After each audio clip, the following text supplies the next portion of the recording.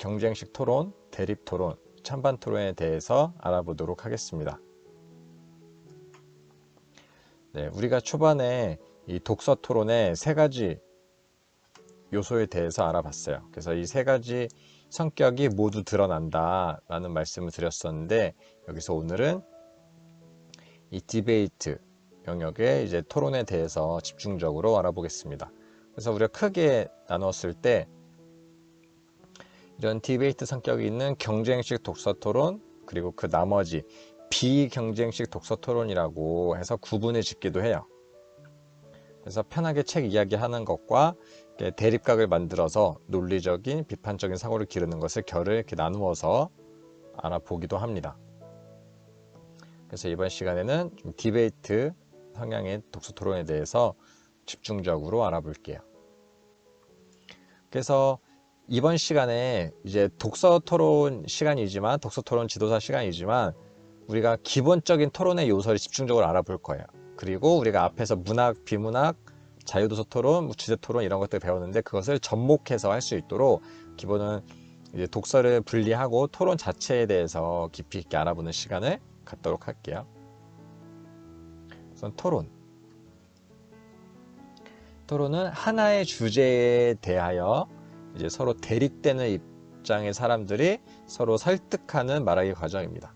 그래서 주제를 선별할 때부터 대립되는 각, 그리고 입장 설정을 우선으로 하고 들어가는 거예요. 어떤 분들은 꼭 이렇게 싸워야 되나요? 꼭 찬반의 입장으로 서야 되나요? 저는 중간이 좋아요 라고 많이 하기도 하는데, 우선 포지션 자체가 중간이 되면 토론 자체가 이루어지지가 않아요. 기본적으로 하나의 스포츠의 비유를 많이 하기도 합니다. 그러니까 심판이 있고 룰이 있는, 그리고 링이 있고 규칙이 있는 하나의 스포츠의 비유를 많이 해요. 그래서 스포츠에서는 규칙이 중요하죠. 형식. 그래서 형식의 하나로 생각하시면 좋아요. 그래서 내가 정말 그 주제에 대해서 찬성이라고 생각할 수도 있고, 그렇지 않을 수도 있고, 반대라고 생각할 수도 있고, 그렇지 않을 수도 있는데, 거기에 너무 이제 목매다기보다는 내가 하나의 입장에서 하나의 규칙 속에서 나의 역할을 수행한다 라고 보시는 게 좋고요. 그런 의미에서 이제 경쟁 구도에 집중해서 경쟁식 토론 이라고도 많이 하고, 우리에게 익숙한 찬성 반대, 찬반 토론, 그리고 대립 토론, 영어로는 디베이트, 이렇게 많이 이제 불립니다. 그래서 TV로 봤을 때 정치인분들이나 서로 이제 성격이 다른 전문가나 이제 정당들이 백분 토론 이런 데서 되게 날카롭게 서로 이야기를 주고받는 것들 많이 볼 수가 있죠.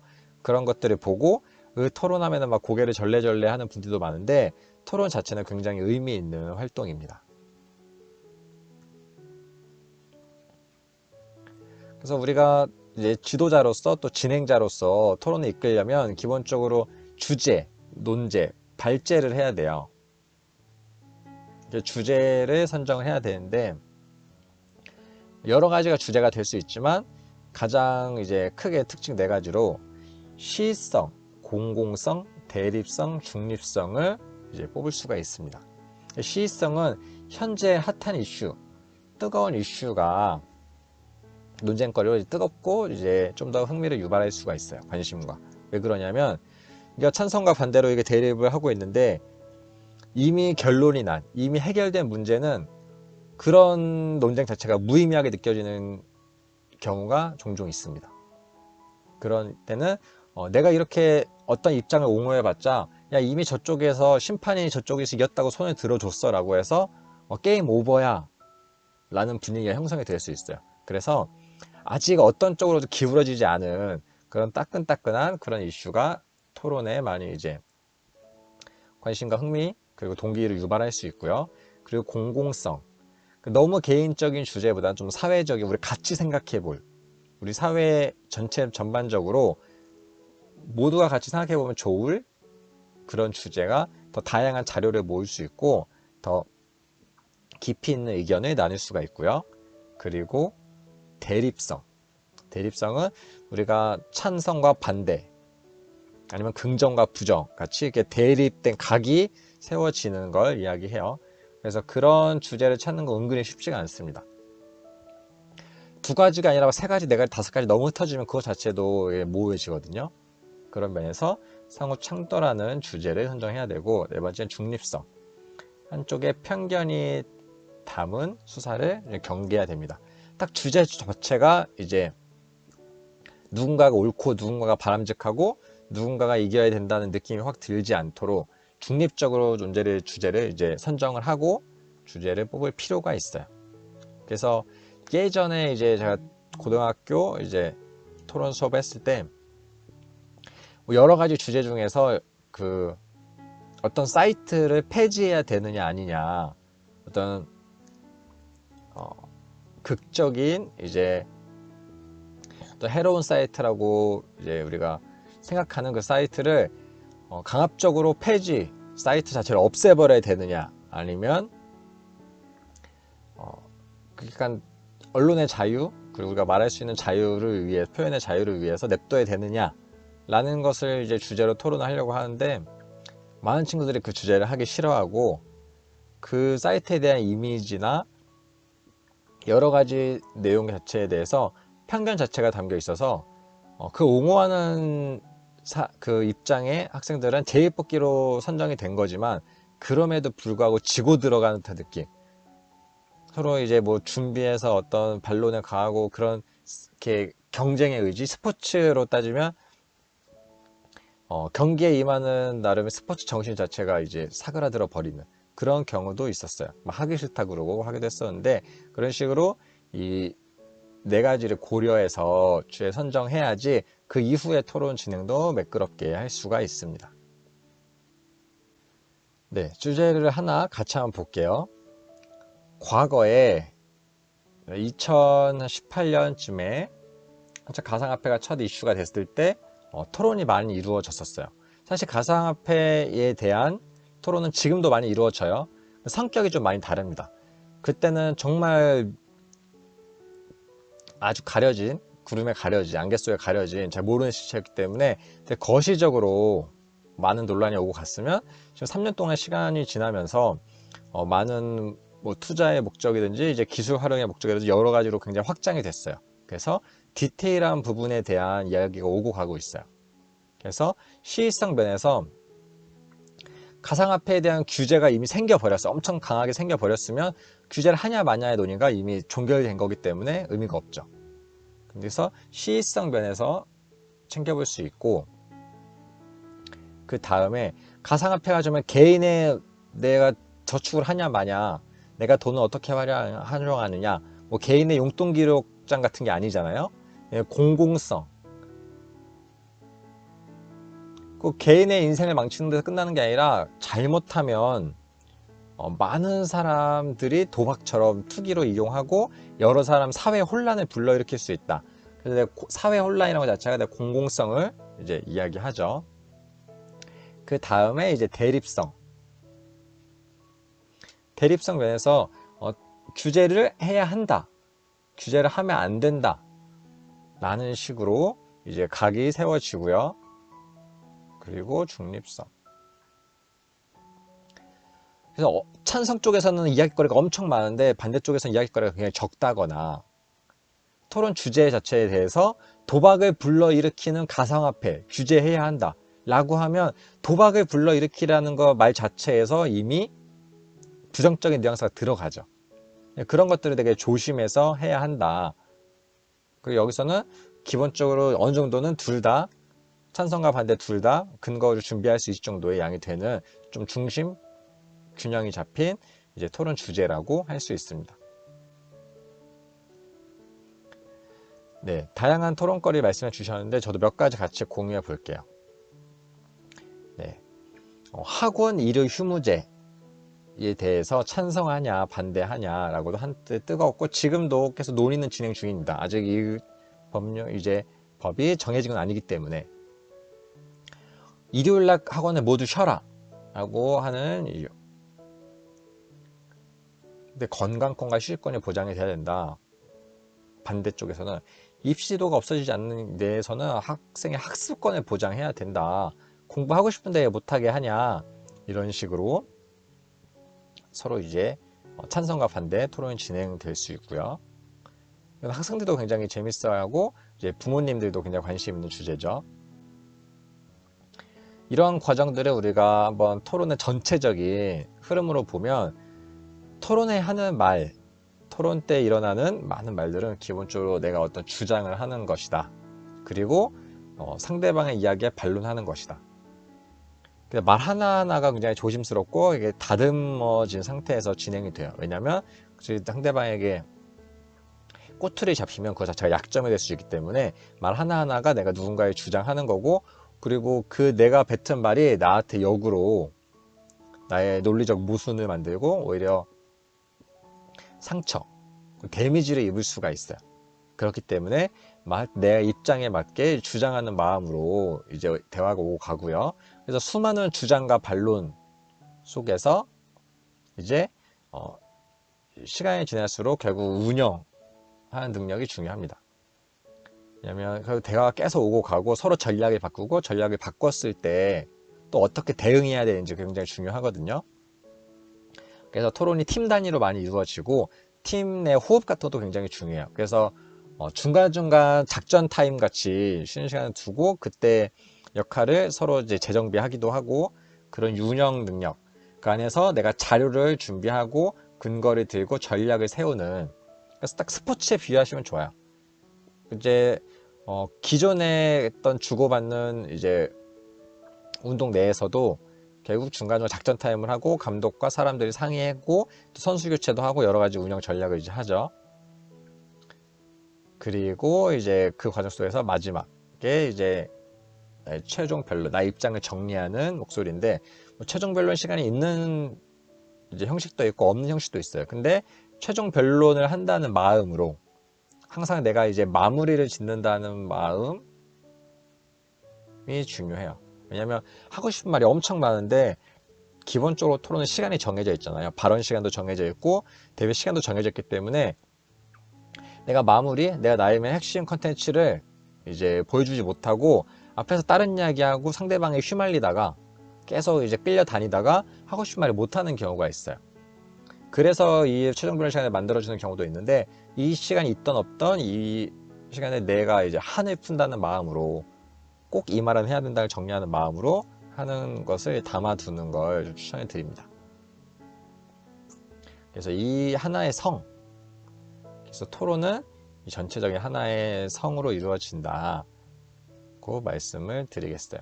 그래서 실제로 토론을 해보신 분도 있고 직접 안 해보신 분도 굉장히 많아요. 많이 보기만 하고, 보지도 스트레스 받는다고 보는 것도 싫어하시는 분도 꽤 있어요. 근데 이제 한번 해보시면 정말 스포츠하는 마음으로 승부욕도 이렇게 올라오고 하거든요. 그런 면에서 이런 요소들을 잘 챙기시면 좋고요. 그리고 토론의 요소, 토론의 특징으로 보면 가장 메인이 우리가 스포츠에서 말했던 이제 규칙 안에는 이제 이미 주제가 정해져 있는 것, 그리고 사회자가 있는 것, 이제 가장 사람들이 어려워하는 이제 발언 시간, 이제 기본 룰 안에 포함이 되는 거죠. 거기다가 이 주제에 맞게 상반된 입장을 정한 이제 팀 사람들이 있고, 모든 말은 내가 주장, 그리고 그 주장에 합당한 근거가 필요한 것이다. 그리고 거기서 난 다양한 전략을 활용해서 누군가 설득해야 된다. 이런 요소들이 메인 특징이라고 할 수 있어요. 그래서 실제적으로 이제 평가할 때도 평가 체크리스트 같은 요소에서도 보면은 내가 명확하게 내 입장을 전달하는지, 찬성이든 반대든 내 입장을 전달하는지, 뭐 하면 오히려 내가 힘이 약해지거든요. 말에 힘이 약해지기 때문에 명확하게 전달하는지, 그 일관된 주장과 근거를 하는지. 그래서 앞에서 A라고 말했다가 갑자기 여기서 A-라고 말하면 상대방이 잘 듣는 상대방의 입장에서는 앞에서는 A라고 하셨는데 지금은 왜 A-라고 하죠? 그 자체가 모순된다. 그러니까 일관성이 떨어지고 주장의 설득력도 약해지는 거죠. 세 번째로는 어떻게 나의 수많은 요소 중에서 어떤 식으로 구성해서 그것을 창의적으로 상대방을 설득한 전략으로 활용할 것인가. 그래서 다 정해진 멘트 같지만 내가 10가지 찬성의 이제 주장의 요소들을 갖고 있으면 10가지를 어차피 다 보여주지 못하거든요. 그래서 카드 게임에도 많이 비유하는데, 여러 가지 패가 있으면 그 중에서 지금 가장 적절한 패를 꺼내고 그 상대방이 어떤 패를 했을 때 그 패에 맞는 나의 다른 패를 꺼내고 이렇게, 왜냐면 상대방에 맞게 상호작용 속에서 이제 전략을 펼치는 거라서 그 부분이 중요하고요. 다음은 이제 태도. 우리 가끔씩 신경전을 살짝 긁기도 해요. 약간 토론 때 많이 싸우기도 하고 뭐 목소리가 높아지기도 하고 그렇게 하는데, 기본적으로 우리가 매너 있는 태도, 상대방을 존중하는 태도, 잘 듣는 태도, 이런 것도 중요합니다. 그래서 그 태도가 갖춰지지 않은 상황에서 결국 심판들이 제재를 가한다거나 다시 한번 정비한다거나, 그 이제 마이크 같은 것들을 조절할 수 있을 때는 상대방이 발언권을 너무 오버한다거나 상대방의 말을 끊을 때 마이크를 끄기도 해요. 그러니까 목소리가 나오지 않게 마이크를 끄기도 하는데, 결국 태도를 바탕으로 한 이제 규칙 엄수에 대한 내용이라고 할 수 있어요. 그래서 이런 형식이 중요하기 때문에 누군가 딱딱하게 느껴요. 딱딱하게 느끼는데, 여기서 이제 룰이 잘 갖춰졌을 때 이제 얻는 또 그 매력이 있기 때문에 이것을 잘 챙기시는 게 일반적인 비경쟁식 독서 토론과 차이점입니다. 그리고 여러 가지 전략이 있는데요. 그러니까 내가 주장하는 내에서도 여러 가지 전략 간단히 보면, 우선 통계에 뭔가 과학적인 느낌이 들죠. 내가 똑같이 요즘 학생들 힘들어요 라고 그냥 내 주관적인 생각을 말하는 것이 아니라, 지금 뭐 이제 2020년에 10대 청소년들 어떤 설문 결과 70% 학생 이상이 지금 힘들다고 했다라는 식으로 통계를 대면 좀 더 신뢰가 이제 쌓이죠. 다음은 인용. 내가 그냥 말한 것보다 어떤 과학자가, 어떤 철학자가 이런 말을 했는데요 라고 남의 말을 빌렸으면 좀 더 이제 믿음이, 말에 무게감이 생기죠. 그리고 이제 토론이라고 해서 꼭 딱딱하게만 말할 필요는 없고, 그 안에서 나의 감정의 요소, 저도 힘들었던 적이 있는데요, 저도 그런 경험을 했었는데요 라는 식으로 감정에 호소하는 전략도 사용할 수 있고요. 그리고 비유, 다른 것에 빗대어서 설명하는 것, 좀 더 이해하기가 좋죠. 그리고 명쾌한 비유는 그 자체가 굉장히 신선한데? 라는 걸 주기도 합니다. 그리고 예를 들어 설명하는 것, 좀 더 이해를 쉽게 하는 것이고요. 그리고 설명을 좀 더 깔끔하게 할 수도 있죠. 근데 예를 잘못 들면 오히려 모호해 줄 수가 있어서 조심해야 됩니다. 그리고 직접 겪은 것, 이것은 여러 가지 근거 속에서 뭐 데이터 통계도 중요하지만, 내가 직접 그 주제에 맞는 상황을 겪었으면 그 경험 자체에도 무게감이 실릴 수가 있습니다. 그래서 이것은 상대방도 상대방이지만 배심원을 전제로 하는 경우도 많아요. 배심원 아니면 뭐 심사위원, 그래서 상대방도 설득하지만 이 토론 자체를 보는 많은 뭐 TV 토론이면 시청자, 배심원, 심사위원 이런 사람들도 모두 이해시키고 좀 더 그럴듯하게 들려야 되기 때문에 이런 요소들을 잘 활용하는 것이 이제 전략적으로 중요합니다.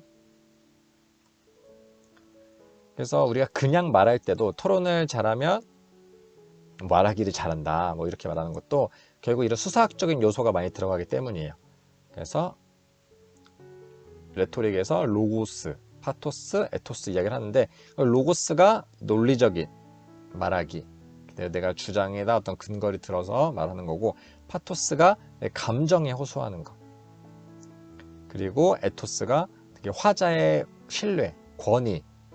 그래서 우선 내가 바른 사람이 되고 내가 믿을 만한 사람이 되는 것이 중요하고, 그렇지 못하면 권위를 빌려오는 인용 같은 것도 굉장히 중요합니다. 그래서 세 가지 요소가 잘 반영된 게 토론에서의 말하기라고 할 수 있어요.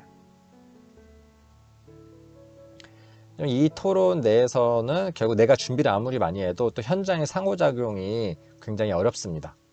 그래서 이론은 이렇게 빠삭한데 정말 현실적으로 토론을 주고받으려고 그러면 준비한 대로 안 되는 경우가 많아요. 그래서 규칙의 바탕을 둔 상호작용, 그래서 실습도 많이 해보는 것이 중요하고, 직접 못 해봤을 때는 유튜브 같은 걸 통해서 실제로 일어나는 토론들 상호작용을 보는 것도 도움이 많이 됩니다.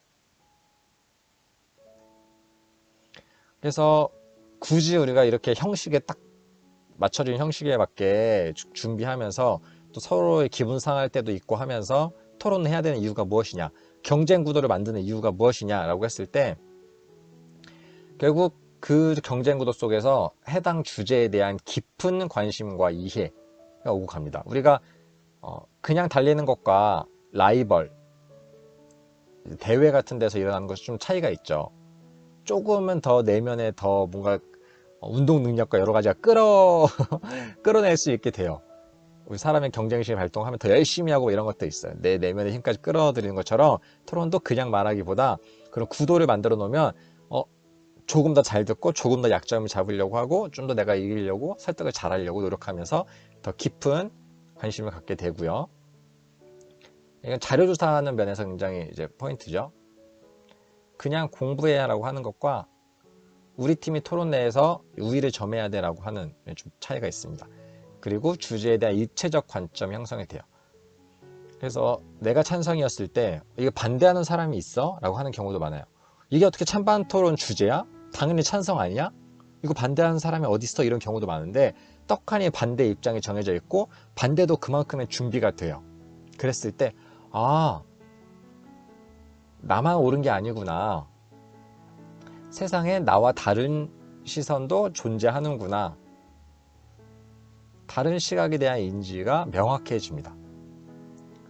우리는 모두 달라, 개인의 취향이야, 이것이 아니라 명확한 입장에서 나랑 정말 다른 입장에서 또 그만큼의 준비가 되는 것까지 보고 하면 난 당연히 이렇게 생각했는데 이렇지 않구나. 당연함에 대해서 많이 이제 생각이 열리고요. 그리고 그 과정 속에서 내가 논리적 비판적 사고력이 향상돼요. 그래서 비판적 사고라는 결국 스스로 점검하는 거예요. 점검은 내가 말하는 것도 이게 진짜 맞나? 근거가 있는 건가? 그냥 내 머릿속에 있는 생각이 아닌가라고 점검하게 되고 상대방 이야기 들을 때도 저 말이 진짜 맞는 말인가? 한번 확인해 봐야겠는데? 조사해 봐야겠는데? 이런 식으로 이렇게 한 번 더 점검하는 그런 사고력 자체가 향상이 돼요. 내가 말할 때도 좀 더 이런 전략을 써야지, 이렇게 논리적으로 이렇게 탄탄하게 만들어야지 라고 좀 더 조리 있게 말하는 능력, 원고 구성 능력, 그 내용 속에서 사고력 자체가 많이 탄탄해집니다. 그리고 진짜 상호작용에서 설득적, 전략적 말하기 능력 자체가 향상이 되고요. 조리 있게 말하게 된다고 하죠. 그래서 토론을 많이 하면 짧은 시간에 내가 효과적으로 나의 이야기, 나의 입장을 전달해야 되기 때문에 그러면 조리 있게 말하는 능력이 향상이 됩니다.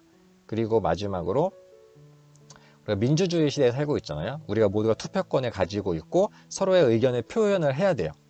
그런 민주주의 사회에서 대화와 토론의 문화 자체가 형성이 됩니다. 그래서 디베이트 하면 서로 막 목소리 높이게 싸우는 걸 많이 떠올리는데 그게 중요한 게 아니라 그것은 좀 더 상호 존중의 매너를 바탕으로 많이 없어져야 될 문화고, 열심히 자신의 생각을 전달하고 또 설득을 당할 수도 있는 그런 자연스러운 토론 문화 형성이 굉장히 중요합니다. 그래서 토론은 정반합에 많이 비유가 돼요. 그래서 이미 우리가 살고 있는 세상 많은 것들이 정해져 있죠. 이미 놓여진 것이 있으면 그것을 반대하는 생각들이 이제 싹틉니다. 절대적으로 옳은 게 없기 때문에 그럼 둘이 이제 토론을 해요. 토론 속에서 조화와 균형이 이루어지고 서로의 단점을 보완한 합의 형태가 나와요. 이 합 자체도 이제 이미 정해진 것이 되고 또 새로운 이것을 부수고자 하는, 이것을 혁명하고자 하는 우리가 많은 혁명, 개혁 이런 것들, 그리고 법도 계속 개정이 되거든요. 그런 식으로 반대 세력이 나오고 서로 토론을 통해서 그 서로 조화와 균형이 된 새로운 형태가 나오고 이런 식으로 사회가 발전해 나가는 변증법적 정반합을 이제 토론의 요소로 많이 가져오게 돼요. 그래서 사회가 전체적으로 발전하는 데는 결국은 어느 정도의 갈등 요소는, 건강한 갈등 요소는 필요하다. 이게 무작정 시비 거는 게 아니라 건강한 갈등 요소예요. 건강한 갈등. 갈등을 무조건 피하는 게 중요한 게 아니라 건강한 갈등, 그 일을 통해서 갈등을 조절하는 능력, 그리고 이를 바탕으로 더 성장하고 더 조화와 균형을 이루는 그런 사회를 만드는 능력이 굉장히 중요한데, 이게 토론에서 가장 중요하게 얻을 수 있는 능력이기도 합니다. 그래서 여러분이 토론 자체를 조금 더 직접적으로 하지 못하더라도 간접적으로 접할 수 있는 요소들이 있어요. 대학 토론 배틀 같은 프로그램 시즌별로 또 이제 하고 있고, 토론 관련된 프로그램들이 종류하고 있어요. 시청률이 사실 이렇게 많지는 않은데 백분 토론 같은 것도 되게 장수 프로그램으로서 잠깐 쉬었지만 지금도 하고 있고, 이런 것들을 간접적으로 계속 접해보는 게 중요하고요.